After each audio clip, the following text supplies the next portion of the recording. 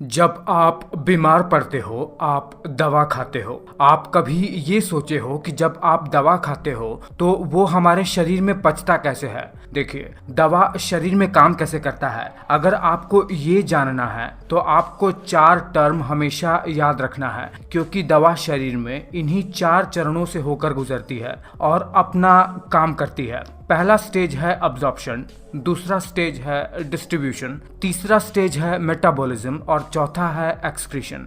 चलिए सबसे पहले हम ये जान लेते हैं कि जो दवा हम खा रहे हैं उसका हमारे जीआईटी ट्रैक्ट में अब्जॉर्प्शन कैसे होता है। देखिए, जैसे ही हम अपने स्टमक में मेडिसिन को लेंगे, सबसे पहले ये मेडिसिन हमारे स्टमक जूसेस के कांटेक्ट में आता है। अगर स्टमक में इस मेडिसिन को जगह मिलेगी, मतलब स्टमक में फूड वगैरह नहीं होंगे, तो ये मेडिसिन तुरंत ही डिसइंटीग्रेट होकर स्टमक के जूस में ही डिसॉल्व हो जाएगा, यानी पूरी तरीके से घुल जाएगा। अब देखिए, अगर जो दवा हम ले रहे हैं उसका नेचर एसिडिक होगा तो दवा स्टमक में ही ब्लड में अब्सॉर्ब हो जाएगी, और अगर दवा का नेचर बेसिक हुआ तो दवा जो डिसइंटीग्रेट होकर डिसॉल्व हुई है वो हमारे स्मॉल इंटेस्टाइन में जाएगी और स्मॉल इंटेस्टाइन में ब्लड में अब्सॉर्ब होगी। बट अधिकतम दवाइयाँ स्मॉल इंटेस्टाइन में ही अब्सॉर्ब होती हैं। अब्सॉर्ब होने के बाद ये दवाइयाँ अब डिस्ट्रीब्यूशन के स्टेज में आती हैं, जहां आपको बता दें कि उनका डिस्ट्रीब्यूशन टोटली ब्लड फ्लो पर निर्भर करता है।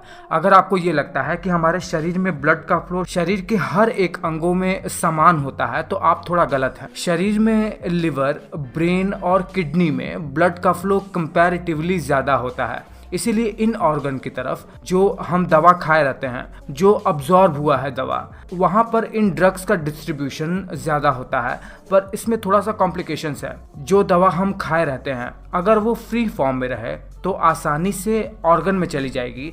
अगर वही दवा प्लाज्मा प्रोटीन के साथ बाइंड हो जाएगी, जो कि ब्लड में ही पाया जाता है, तो ये मैक्रो मॉलिक्यूल्स में बन जाएंगे और साइज में इतने बड़े हो जाएंगे कि ये ऑर्गन में डिफ्यूज ही नहीं हो पाएंगे, और तब तक ब्लड में ही सर्कुलेट होते रहेंगे जब तक प्रोटीन के साथ ये अनबाइंड होकर दोबारा से फ्री फॉर्म में ना आ जाए। उदाहरण के लिए एसिडिक नेचर वाली दवाइयाँ ब्लड प्लाज्मा के एल्ब्यूमिन के साथ बाइंड होती हैं, और बेसिक नेचर वाली दवाइयाँ अल्फा एसिड ग्लाइकोप्रोटीन के साथ बाइंड होती हैं। सबसे ज़्यादा दवाइयों का डिस्ट्रीब्यूशन हमारे लीवर में होता है, और जब लीवर में ये दवाइयाँ आती हैं तो इनका मेटाबॉलिज्म होता है, जो कि दवाइयों के वर्किंग का तीसरा स्टेज है। देखिए, जो मेन काम है लिवर का दवाई के मेटाबॉलिज्म में, वो है अगर कोई दवा लिपिड सॉल्युबल है तो उसे वाटर सॉल्युबल में ये लिवर कन्वर्ट कर देता है, जिससे आसानी से दवा यूरिन के थ्रू हमारे शरीर से एक्सक्रीट हो सके।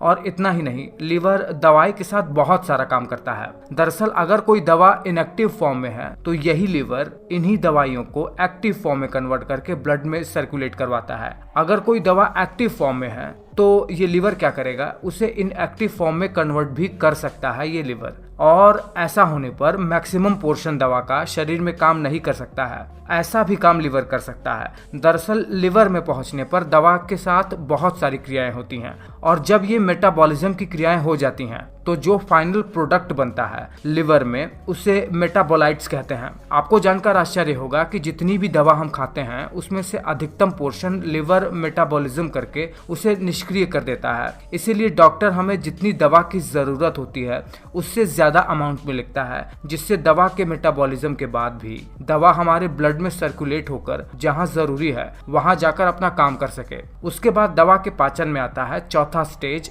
एक्सक्रीशन का। एक सर्टेन टाइम लिमिट के बाद, लगभग 5 से 6 घंटे के बाद, अलग अलग दवाइयों के अनुसार किडनी से फिल्टर होकर ये दवाइयाँ हमारे शरीर से एक्सक्रीट हो जाती हैं। हालांकि हर दवाइयों का हाफ लाइफ अलग अलग होता है। कुछ दवाइयाँ ब्लड में अब्सॉर्ब होने के बाद अपने पीक पर लगभग 4 से 5 घंटे में ही पहुंच जाती हैं, और उसके बाद किडनी से फिल्टर होकर एक्सक्रीट हो जाती हैं यूरिन के थ्रू। बट कुछ दवाइयाँ जो प्रोटीन के साथ बाइंड हो जाती हैं मेडिसिन के फ्री मॉलिक्यूल से, उसी मेडिसिन के फ्री फॉर्म के मॉलिक्यूल के एक्सक्रीट होने के बाद, तो ये दवाइयाँ जो प्रोटीन के साथ बाइंड हो चुकी थीं अब अनबाइंड होकर दोबारा से ब्लड में रिलीज हो जाएंगी, और दवाइयाँ ज्यादा देर तक शरीर में काम करती रहेंगी। इसीलिए कुछ दवाइयाँ ज्यादा देर तक चलती हैं हमारे शरीर में।